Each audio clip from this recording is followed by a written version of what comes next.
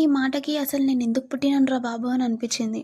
నేను ఒక ఫోన్ కొన్నందుకు నువ్వు, మీ అమ్మ బరితెగించిపోతున్నారే, మీకు ఎవ్వరు చెప్పేటోళ్ళు లేక ఇలా తయారయినారని మా రిలేటివ్‌లో ఒక పెద్ద మనిషి అన్నది. అంటే మా అమ్మకి చెల్లి వరుస అవుతది. అంటే సొంత చెల్లి కాదులే, చెల్లి వరుస అవుతదనమాట. అయితే నేను డిగ్రీ సెకండ్ ఇయర్‌లో ఉన్నప్పుడు 30,000 ఫోన్ కొనుక్కున్నా. అంటే యూట్యూబ్‌లో వీడియోస్ చేద్దామని. అప్పట్లో నాకసలు ఫోన్ ఉండేది కాదు. అంటే కెమెరా అసలు పనిచేయకపోయేది.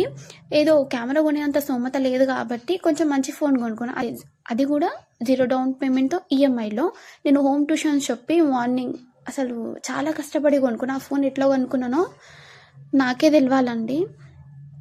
అసలు 12:30కి కాలేజ్ అయిపోతే ఇంటికొచ్చి తిని 4:30కి మళ్ళీ వెళ్ళి నైట్ ఒక 9:30కి అలా ఇంటికొచ్చి అంత కష్టపడి కొనుక్కున్న ఫోన్ అది.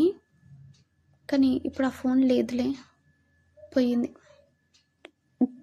అయితే ఆ ఫోన్ కొన్నందుకు ఆ మాట అన్నది. ఒకరోజు వాళ్ళ ఇంటికి వెళ్ళినప్పుడు నా ఫోన్ చూసి ఈ మాట అన్నది. వాళ్ళు ₹1 పెట్టింది లేదు, కడుపు నిండా తిండి పెట్టింది లేదు, కానీ కర్మకాలం అనేది ఖచ్చితంగా సమాధానం చెప్తుంది. ఒక మనిషిని పొగడకపోయినా పర్లేదు, కానీ బాధ పెట్టి ఏడిపిస్తే మాత్రం కాలం ఖచ్చితంగా సమాధానం చెప్తుందండి.